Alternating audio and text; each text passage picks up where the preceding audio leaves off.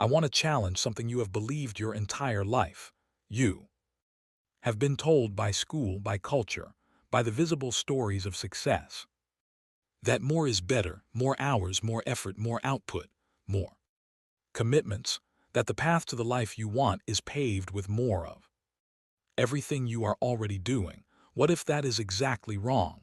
What if the reason you are not where you want to be is not that you are doing too little, but that you are doing too much of the wrong things, spread too thin, with none of it receiving the quality of attention it would need to become exceptional? The art of doing less is not laziness.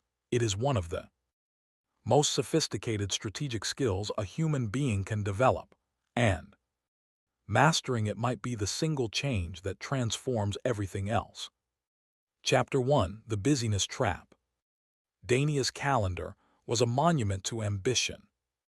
Every hour of every weekday was accounted for, and most weekend hours too. She had work commitments, side projects, social obligations, family responsibilities, the fitness routine she was trying to maintain, the course she had enrolled in, the reading she was behind on, the messages she owed responses to, the meetings she was preparing for, the ones she was recovering from. Her life was a perfectly organized system for the maximum distribution of her time and energy across the maximum number of commitments. She was also, by her own assessment and the evidence of her outputs, performing well, not because she was lazy, not because she was unskilled, because she was spread so thin that none of her work was receiving enough of her that it could become truly good. She was everywhere and nowhere, present at everything and fully engaged in nothing. This is the busyness trap. It is one of the most sophisticated and culturally celebrated traps in modern life because it looks from the outside like diligence, like success and progress, like a person taking their life seriously. But the busyness trap is not the same as productive engagement.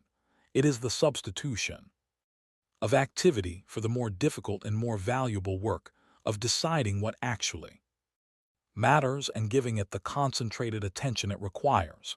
It is easier to be busy than to be focused.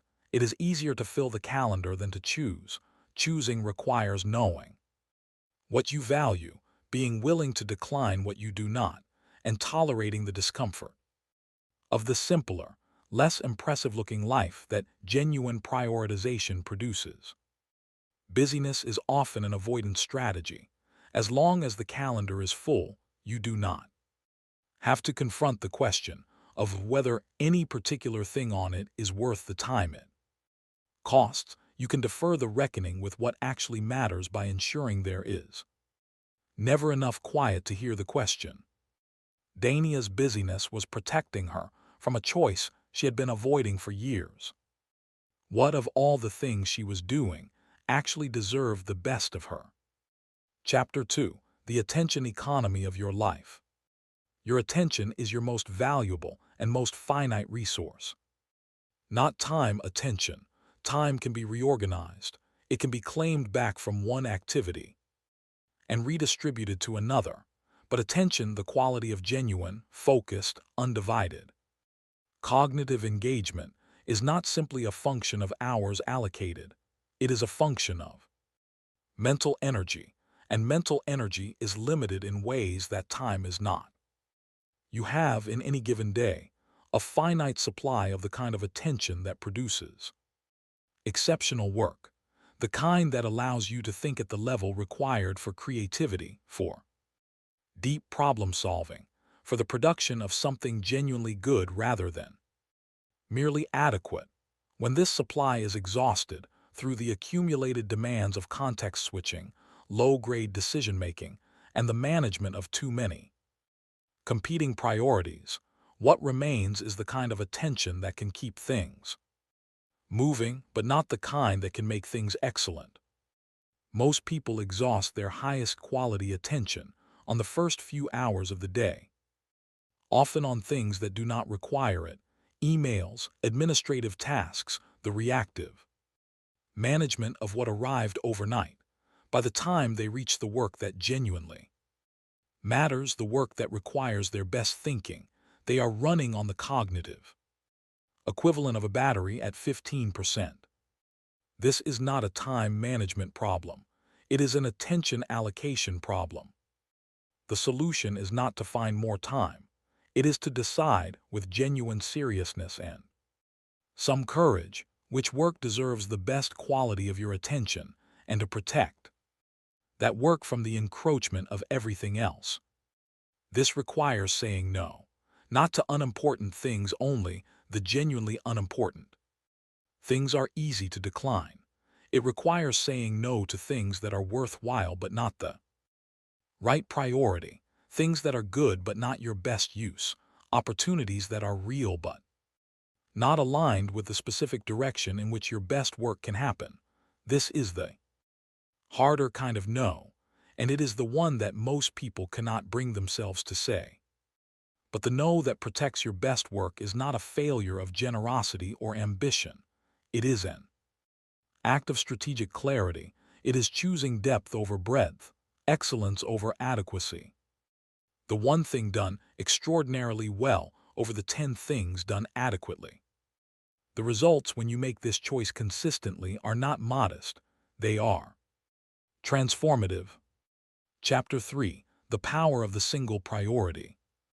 There is a principle at work in the lives of people who produce exceptional outputs that is so simple it seems naive until you have tried it. They usually have one main thing. Not 10 priorities carefully ranked, not a color-coded system for the management of multiple competing initiatives. One thing, the thing that on any given day, week, month, matters more than all the others combined. The thing that gets the best of them. The clearest thinking, the most protected hours, the highest quality attention. Before anything else receives what remains. This is not a limitation of their ambition. The people who operate this way are often extraordinarily ambitious.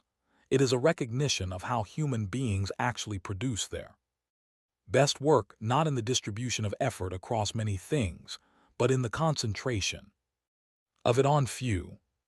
The artist who works on one project at full commitment typically produces better work than the artist who maintains 4 projects at quarter commitment.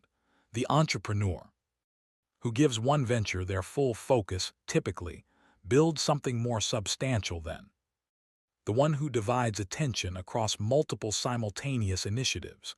The writer who finishes one book a year, written with sustained deep attention, will produce a better book than the one who starts 5 and completes none. Concentration is not a style preference.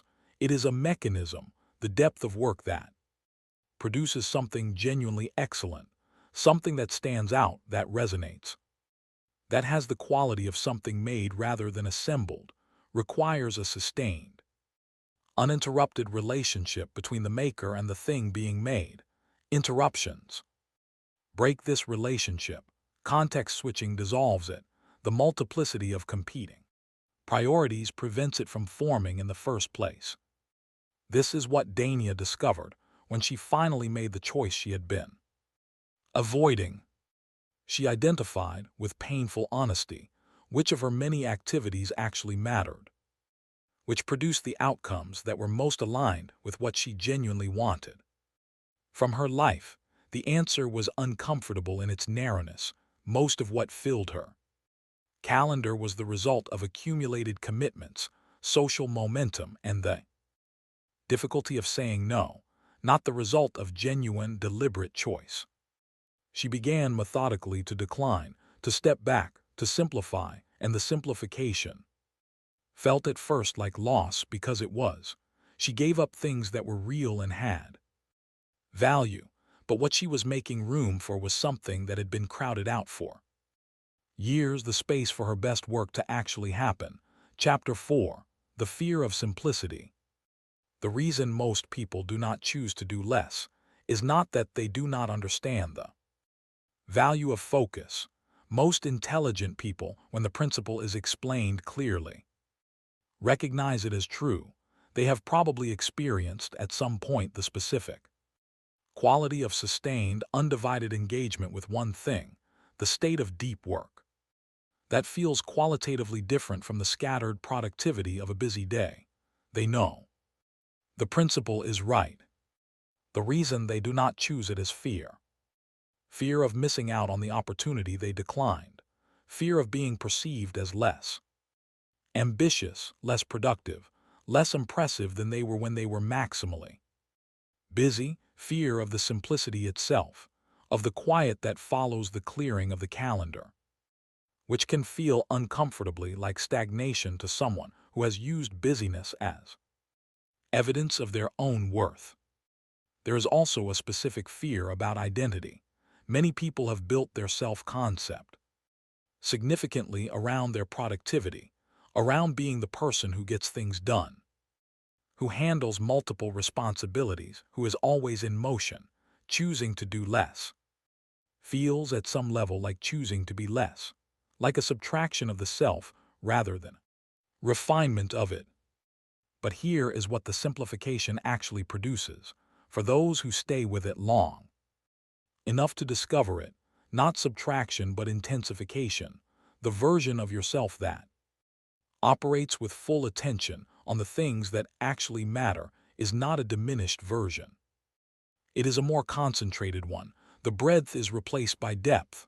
The impressive-looking busyness is replaced by the specific and unmistakable quality of someone doing their real work at the level it deserves.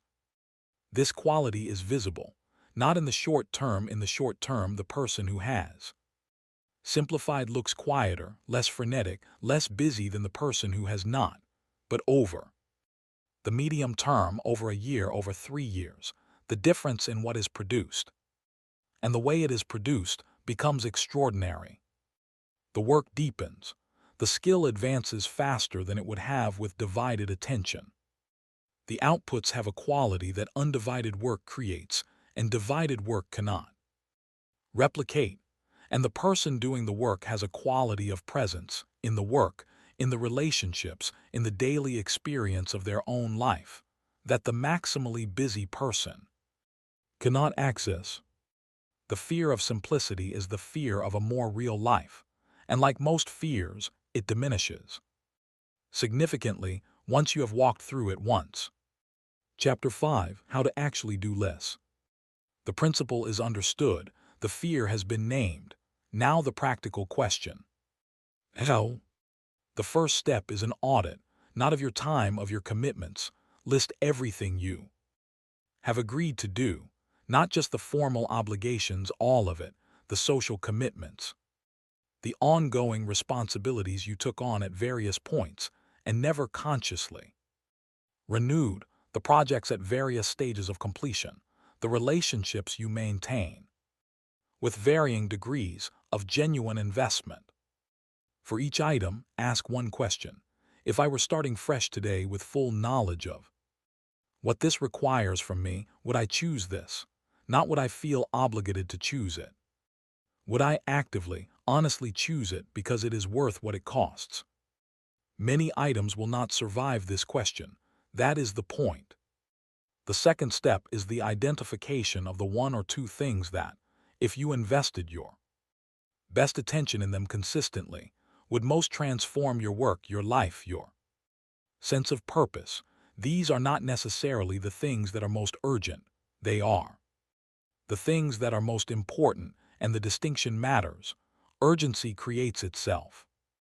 Importance requires you to create the space for it, against the constant pressure of the urgent. The third step is protection, not just scheduling the important work, protecting it, making it, as much as possible, invulnerable to the interruptions and encroachments of everything else. This might mean a specific time of day that is reserved exclusively for this work and treated as non-negotiable. It might mean physical separation from the environments that produce distraction. It might mean explicit conversations with the people in your life about the importance of what you are protecting and why. The fourth step, and the one most people skip, accepting the discomfort of the no. Every time you protect the priority work, you are implicitly or explicitly declining something else. This produces discomfort, social, professional, psychological. Discomfort is real. It is also the price of the work that matters. Pay it, not once every day. It becomes easier with practice, but it does not become cost-free. The discipline of focus has a recurring cost, and the willingness to pay it is what separates the people who talk about doing their best work from the ones who actually do it. Dania, over the course of a year, eliminated approximately 40% of what had been filling her calendar. Some of the eliminations were easy. They had been on the calendar through inertia, not genuine choice.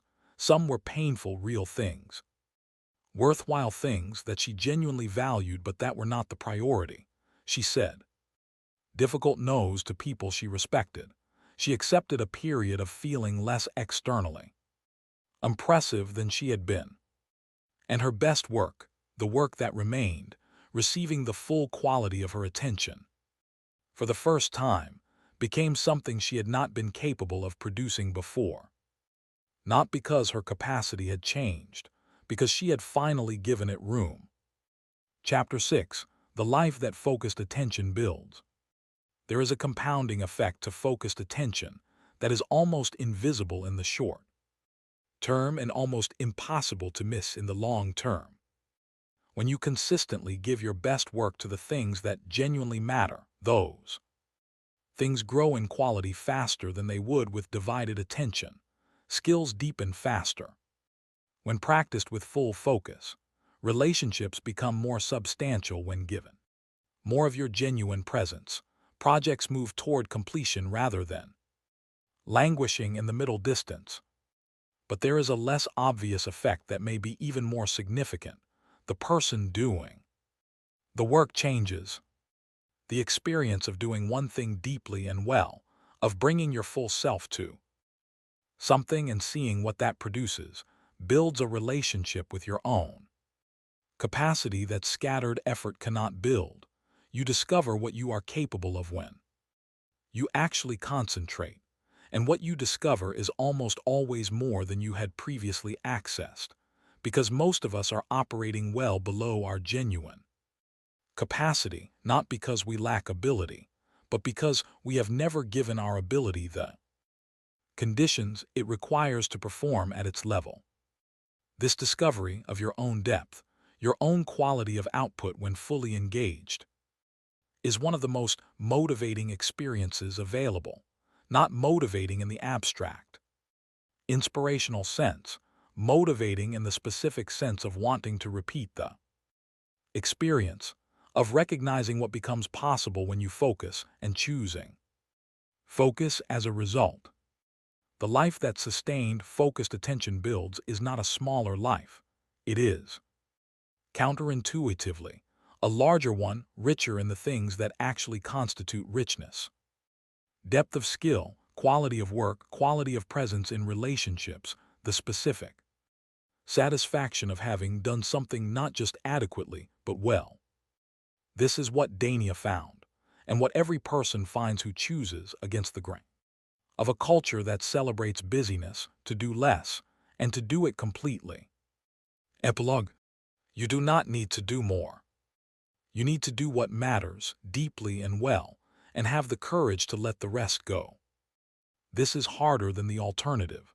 The alternative saying yes to everything, filling the calendar, staying maximally busy, requires no courage at all. It just requires compliance with the demands that arrive. Choosing what is truly yours, deciding what deserves the best of you and protecting it, requires the courage to disappoint, to decline, to simplify, to appear less impressive than you could appear if you were trying to impress. But the life on the other side of that choice, the life of someone doing their real work at the level it deserves, with the full quality of attention it requires, is the life that was always available to you. You have just been too busy to live it. Start today with one decision, one no, one protected hour for the work that matters. Most, that is enough to begin. And beginning is everything.